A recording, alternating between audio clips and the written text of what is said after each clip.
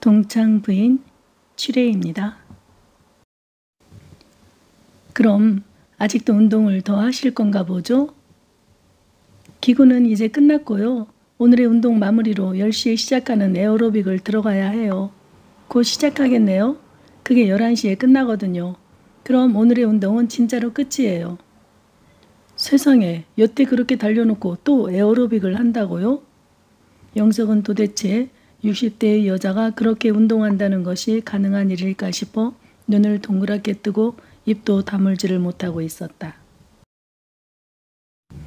집에 있는 마누라는 집 앞 슈퍼만 다녀와도 아이고 아이고 무릎 아프다고 야단하며 아픈 소리를 내는데 이 여자는 도대체 무엇을 먹고 살길래 하루에 5시간을 펄펄 뛴단 말인가.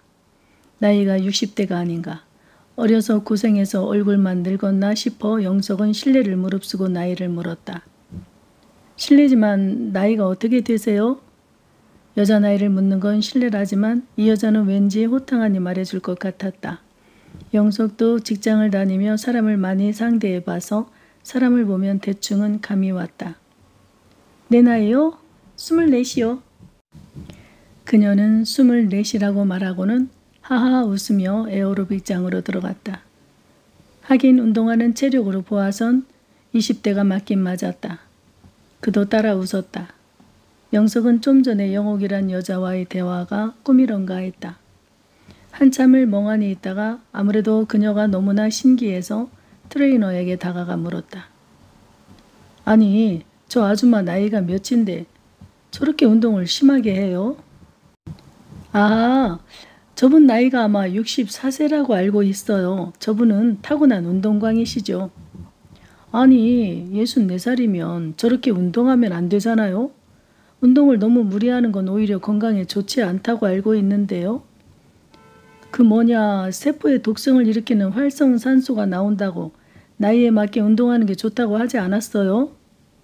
네, 운동을 너무 무리하는 건 오히려 독이 되기도 합니다. 그런데 저분은 좀 일반적이지 않고 특이하신 분이세요. 우리가 아무리 적당히 하시라고 해도 저분은 저렇게 운동을 안 하면 오히려 몸이 더 아프다고 하니까 아무도 못 말려요. 아니, 세상에 이런 일이란 TV 프로에 나가야 할 사람이네. 영석이 고개를 저으며 혀를 두르자 트레이너는 웃었다. 영석은 다음 날도 잠이 일찍 깨었다. 특별히 집에서 할 일도 없고 헬스장에 나가서 운동이나 해야겠다고 생각했다. 일찍 가려고 하는 데는 영옥이란 여자가 오늘도 일찍 나와 운동하고 있을 거라는 기대가 있었기 때문인지도 몰랐다. 운동 가기 전에는 머리도 빗지 않고 쓱쓱 손가락으로 대충 빗었었는데 오늘따라 깔끔하게 빗으로 머리카락을 정돈하고 나갔다. 바르지 않던 스킨도 얼굴에 고루 바르고 두드려 주었다. 영석은 혹시 그녀가 오늘도 러닝머신 위에서 달리고 있나 어제의 그쪽을 바라봤다.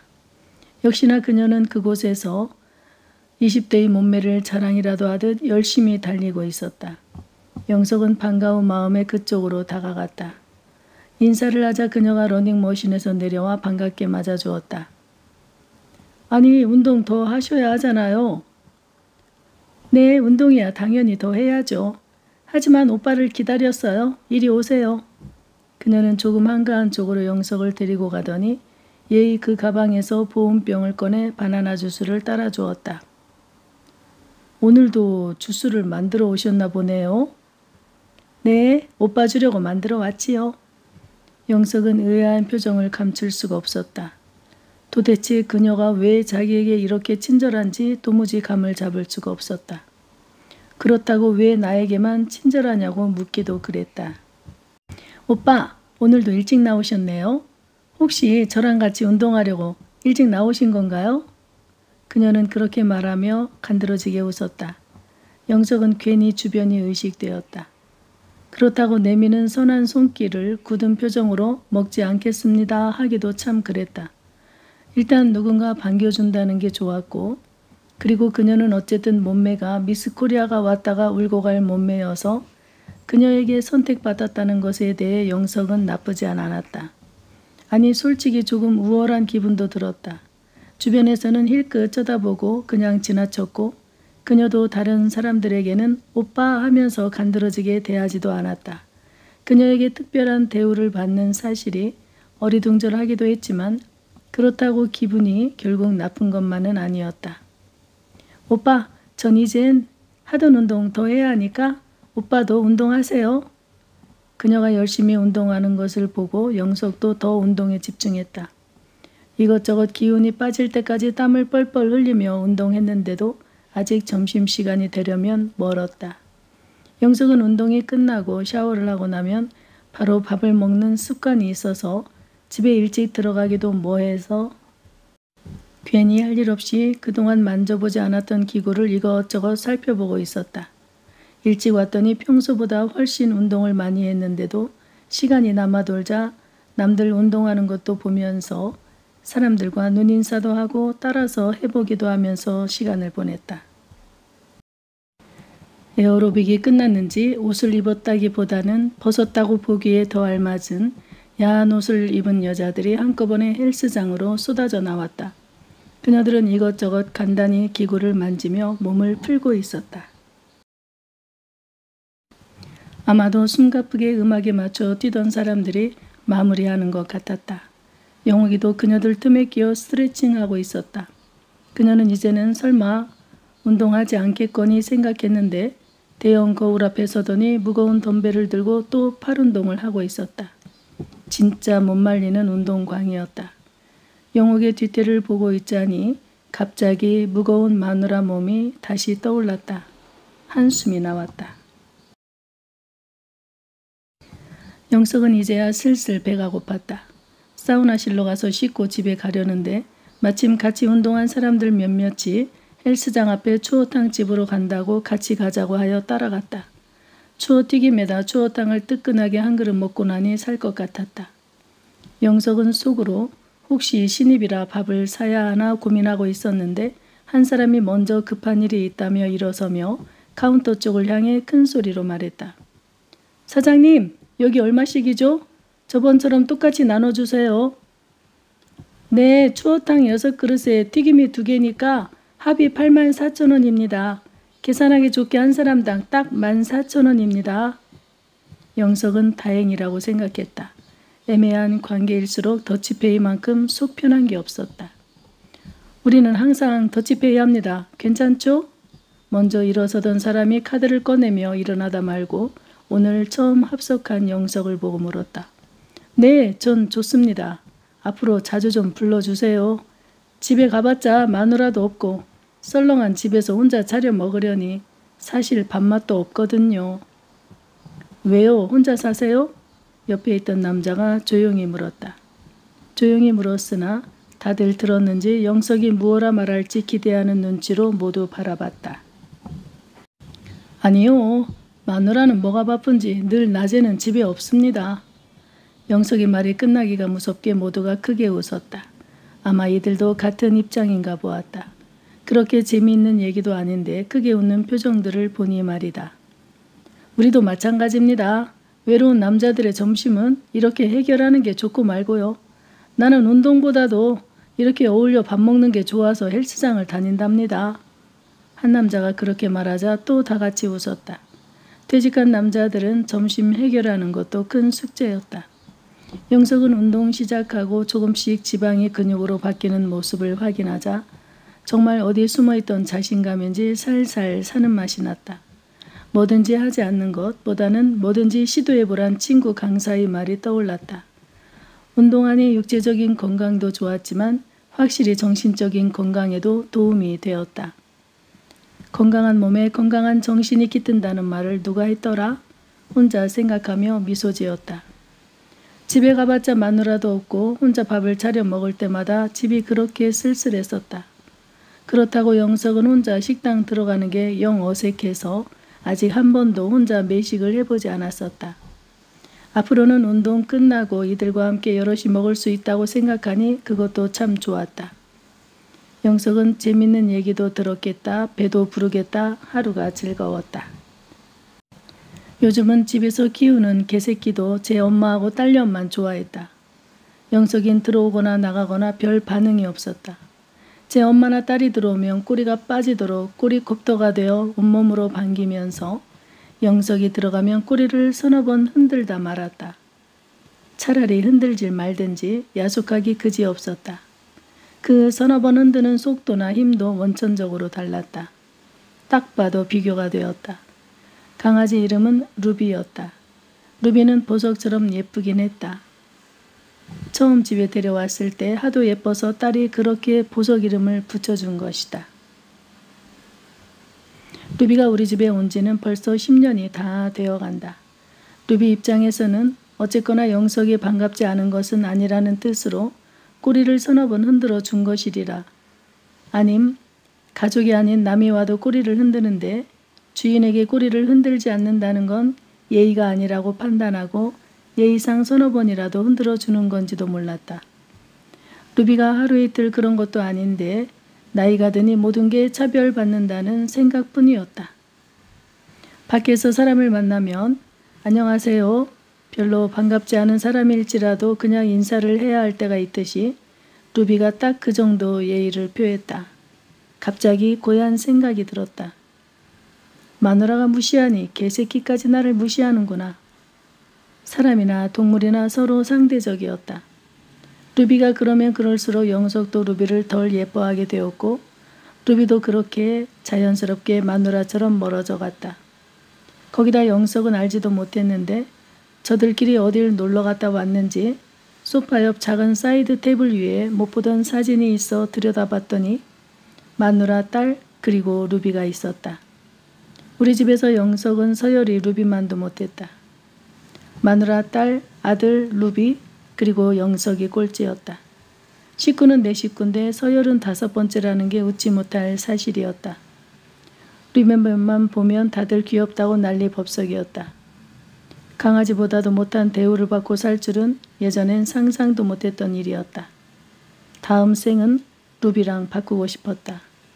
남자라고 그렇게 안아주고 뽀뽀해주고 엉덩이 두드려주는 걸 싫어하지는 않는다. 다만 표현하지 않을 뿐이었다. 식구들이 루비를 예뻐하는 거의 100만 분의 1만이라도 귀여움을 받고 싶었다.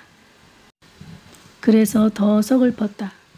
남자가 늙어서 이렇게 대우를 못 받는 세상인 줄 알았다면 젊어서 괜히 죽도록 고생했나 싶기도 하고 억울하다는 생각도 들었다. 그러나 이제와 누굴 원망할 수도 없는 노릇이었다. 딸년도 그랬다. 밖에 나가 외식할 때도 엄마만 불러서 외식했다. 둘은 가끔 영화를 보는 것도 같았다. 엄마를 부를 때 아빠를 같이 부르면 어디가 덧나나? 누구 돈으로 컸는데 생각하면 애들까지도 다 서운했다. 아빠까지 모두 부를 때는 영석의 생일뿐이었다.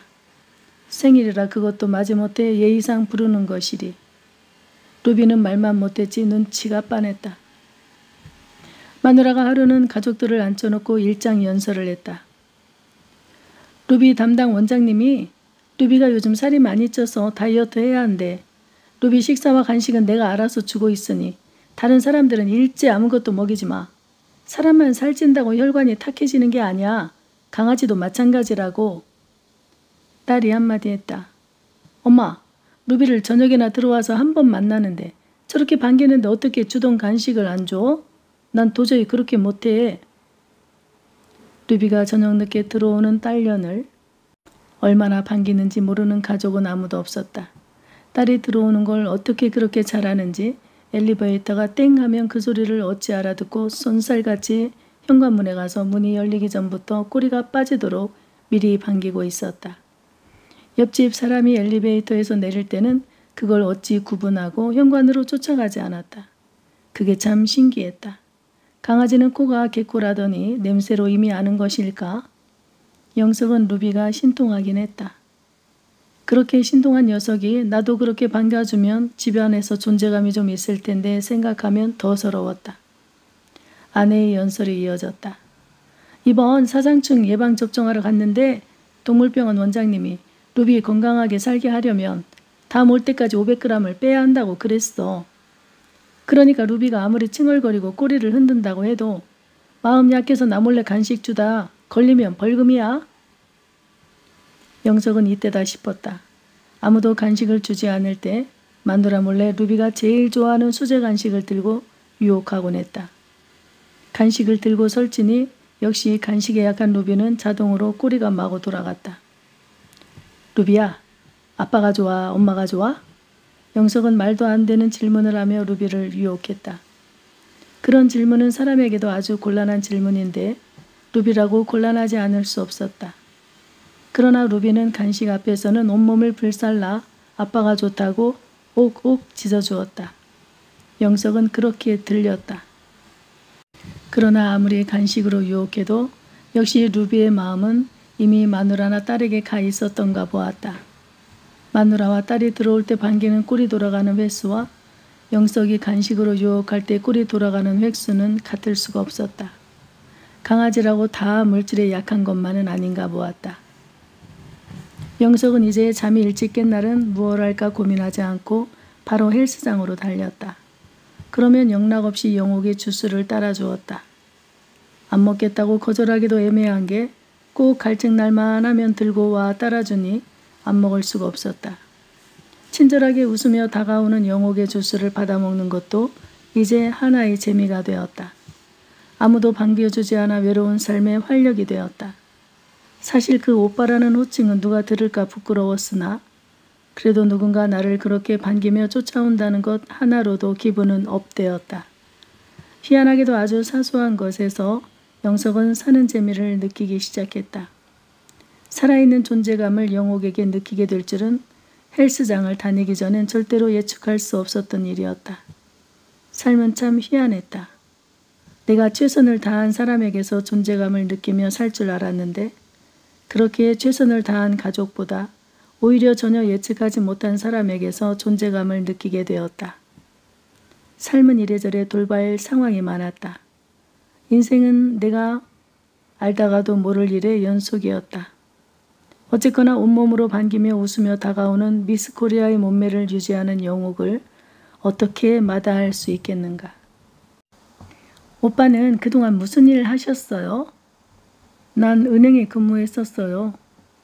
아, 그럼 돈 많으시겠다. 은행 다니면 아무래도 경제관념이 투철하셨을 거 아니에요? 영옥은 영석이 돈이 많다고 생각했는지 전보다 더 보조개가 깊게 파이도록 웃었다.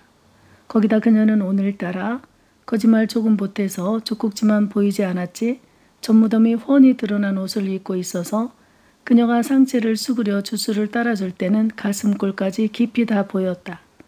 눈을 그곳으로 가지 않으려고 노력하는데도 영석도 결국 남자였다. 저번에도 느꼈지만 영옥은 나이치고는 탱탱한 가슴을 달고 있었다. 가슴 성형을 한 것 같았다. 그러거나 말거나 눈요기 까무로는 아주 그만이었다. 오빠, 나에게 주스 계속 얻어먹으니 고맙고 미안하지요?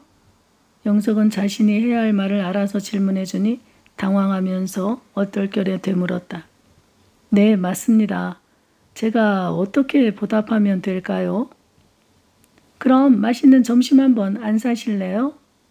영석은 사실 그녀가 그동안 운동할 때 트레이너 없을 때는 살짝 다른 방법도 가르쳐 준 것도 있고 주스도 얻어먹었고 당연히 밥을 한번 사는 게 마땅하고도 마땅했다. 그러나 밥을 사겠다는 말을 할 수가 없었던 건 혹시나 이곳 헬스장에서 여자나 쫓아다니는 점잖지 못한 남자로 낙인이 찍힐까봐 괜히 걱정되었던 것이다. 그런데 여자 쪽에서 먼저 밥을 사달라니 차라리 잘 됐다 싶었다. 우리 둘이요? 영석은 혹시 몰라 물었다. 그럼 둘이 먹지. 누구랑 같이 먹어요? 오빠는 정말 순진하시다니까? 그녀는 마치 애인처럼 굴었다. 눈꼬리를 살살 치며 웃는 거 하며 남자를 아주 꼼짝 못하게 했다. 그녀가 크게 웃자 그녀의 가슴이 흔들렸다. 예전에 직장 다닐 때 한 번 잤던 가슴만 큰 노래방 도우미가 갑자기 오버랩 되었다. 영석은 단둘이 밥을 먹는다는 사실이 나쁜 건 아니었지만 좋지도 않았다. 조금 불편하게 느껴져 얼른 이렇게 말했다. 전 아름다운 여자분이랑 둘이서 밥을 먹으면 얹히니 제 친구랑 셋이서 식사하는 건 어떨까요? 그러잖아도 고마움을 어떻게 표현해야 하나 언제나 고민이었었는데 잘 됐네요. 제가 근사한 곳에서 대접을 한번 하겠습니다. 영석은 친구를 불러 그렇게 셋이 먹으면 되겠다고 생각했다. 이번엔 돈 쓸 맛이 날 것 같았다. 그럼 셋이 먹을 거면 차라리 근사한 곳에서 저녁과 술을 사주세요. 시시하게 점심 말고요. 네? 술이요? 네. 그럼 언제 만날까요? 영석은 당황스러워 말도 더듬거렸다. 저녁에 술이란 말에는 묘한 뉘앙스가 깔려 있었다. 어둠은 많은 변수를 덮을 수 있는 것 아닌가. 그래서 여자들은 오히려 피하고 남자들의 저녁을 먹기를 원하는데 이 여자는 당당하게 저녁을 사달란다. 영석의 마음은 도무지 이 여자의 마음을 종잡을 수가 없었다. 이번 주는 약속이 다 잡혀 있으니 다음 주 화요일 어때요? 여자는 핸드폰을 들어 스케줄을 확인하더니 말했다. 네, 알겠습니다. 돌아오는 화요일로 하죠. 그런데 저는 참고로 술을 많이 먹지는 못합니다. 영석은 먼저 어느 정도 선을 그었다. 네, 괜찮아요. 저도 술은 많이 먹진 못해요. 그냥 오빠랑 밖에서 데이트 한번 하고 싶어서 그래요. 영석은 데이트라는 말에 당황하며 주변을 이리저리 살폈다. 여자는 너무 적극적이어서 영석을 계속 당황스럽게 만들었다. 그런데 이 여자는 보기와 달리 남성적인 성격인가 보다 생각했다. 어쨌든 데이트는 안 된다고 딱 부러지게 말하기도 웃기지 않은가. 농담일지도 모르는데 말이다. 영옥은 무조건 영석을 좋아해 주었다. 어떤 말을 해도 오빠가 최고야 하면서 리액션의 여왕이었기에 여자 사회 친구로 딱일 것 같았다. 거기다 여자는 어쨌든 곰보다 여우가 난 게 아닌가. 사실 한번 안고 싶은 생각이 없는 건 아니었지만 영석의 스타일은 한번 관계하고 나면 여자의 매력이 떨어지는 타입이어서 다시는 보기 싫을 것 같아 되도록 조심하려고 했다. 영석은 집에와 친구에게 전화를 걸었다. 이봐, 자네 다음 주 화요일 저녁에 약속 있나? 아니, 요즘은 도대체 약속이 있을 일이 뭐 있겠나? 한가하네. 왜? 자넨 젊은 애인 있다고 하지 않았나? 아이고, 애인 있다고 이 나이에 매일 만나나? 가끔 만나는 거지. 그리고 우리 애인은 남편이 있어서 매일 못 나와. 그럼 잘 됐네. 내가 다음 주 화요일에 술 한잔 살 테니 그리 암세. 그리고 여자 한 명이 나올 거야. 내 체면도 있고 하니 너무 들이대지 말고. 아니, 자네 여자 만나나? 그러면서 여태 은쿰을 떨었구먼. 친구는 영석이 뜻밖의 여자와 같이 나온다는 말에 호탕하게 웃었다. 그리고 기대에 찬 목소리로 덧붙였다. 그 여자랑 잤나? 아니, 이 사람 무슨 잠을 자나? 내가 개인적으로 만나는 여자가 아닐세. 그냥 밥을 한번 사줘야 할 입장인데 혼자 나가기도 못해서 자네를 부르는 걸세. 남의 눈도 있고 그래서. 아무튼 자네 애인이든지 아니든지 난 여자와 함께 술 약속은 언제나 좋으이. 영석은 막상 여자랑 저녁에 만나 술 한잔을 한다고 생각하니 살짝 흥분되었다. 오늘은 일요일이었다. 이틀 후면 영옥과 데이트하는 날이었다. 화요일에 무엇을 입고 나갈까 고민하다 옷장을 열어봤다. 마땅한 폴라티랑 바지가 없었다. 백화점에 한번 가보고 싶었다. 백화점으로 향했다. 백화점은 아내 명품백을 사러 1층에 몇 번은 와봤지만 자기 옷을 사러 백화점을 와보기는 처음이었다. 언제나 아내가 영석의 옷을 사주는 대로 입었었다. 영석은 옷이란 그냥 팔다리 맞으면 입는 거라고 생각했다. 백화점엔 코로나라고 해도 사람은 생각보다 많았다. 어디를 올라가야 신사복인가 두리번거리며 찾다가 아무래도 누군가에게 물어보는 편이 빠를 것 같았다. 영석은 여자들이 많은 이런 곳에 서성거리는 것도 불편했다. 누구에게 물어볼까 찾다가 마침 이름표를 달고 있는 직원을 보고 물었다. 저기 남자 폴라티나 바지 같은 건 몇 층에 있을까요? 네, 4층입니다. 친절한 안내를 받고 4층으로 에스컬레이터를 타고 올라갔다. 4층에 올라가니 죄다 남성복이었다. 늘씬한 마네킹들이 코트나 양복을 입고 서 있었다. 영석은 우리나라 남성보다 머리 하나는 더 크고 마른 체형의 마네킹이 입고 있는 건 너무 비현실적인 생각이 들어 정신이 하나도 없었다. 60대의 남자들과는 완전히 다른 깡마른 체형의 마네킹이 입고 있는 옷은 정말로 현실감이 없었다. 폴라티 하나랑 바지 하나만 사서 빨리 이 답답한 곳을 빠져나가야겠다고 생각하고 서둘러 둘러봤다. 마침 색상이나 느낌이 눈에 들어오는 집이 있어 들어갔다. 사실 차분히 살피면서 돌아다닐 수도 없었다. 브랜드마다 직원이 서 있어서 차마 들어가지 않을 거면서 그 집 옷을 쳐다보기가 민망했다. 눈이 마주치면 그 집에 가서 옷을 사야 할 것 같았기 때문에 눈을 멀리 두고 느낌으로 마음에 드는 집을 발견하고는 무작정 들어간 것이다. 젊은 남자 직원이 반색하며 친절하게 다가왔다. 아버님, 무엇을 찾으세요? 직원은 상냥했고 어르신이라고 하지 않고 아버님이라고 해서 좋았다. 저 마네킹에 입고 있는 색상의 폴라티가 마음에 드는데요. 아, 네. 그럼 이쪽으로 오세요. 영석은 그 젊은 남자 직원의 뒤를 쫓아갔다. 그런데 마네킹만 비현실적인 게 아니라 이 젊은이도 사실 비현실적으로 말라 있었고 다리도 길고 키도 컸다. 영석은 우리나라 젊은이들이 요즘 들어 부쩍 키가 큰 게 신기할 정도였다. 영석의 또래 60대에서는 전혀 볼 수 없던 체형이었다. 우리 때는 이렇게 다리가 긴 사람이 한 명도 없었는데 제대로 된 영양의 공급과 식탁 문화가 체형을 급속도로 변화시키는구나 싶었다. 아무튼 보기에는 좋았다. 영석은 직원을 따라갔다. 마네킹에 걸려있던 옷이 사이즈별로 쭉 진열되어 있었다. 아버님, 제가 언뜻 보기에는 100 사이즈면 맞을 것 같은데요. 일단 피팅룸에 들어가셔서 갈아입고 나와 보실래요? 직원은 거울 달린 문을 열어주면서 안으로 들어가라고 했다. 영석은 직원이 주는 옷을 받아들고 공손히 안으로 들어갔다. 문이 닫히자 피팅룸은 아주 좁았다. 그곳에서 코트를 벗고 예비되어 있는 옷걸이에 코트를 걸고 셔츠를 벗고 직원이 준 폴라티를 입었다. 감이 좋았고 가볍고 따스했다.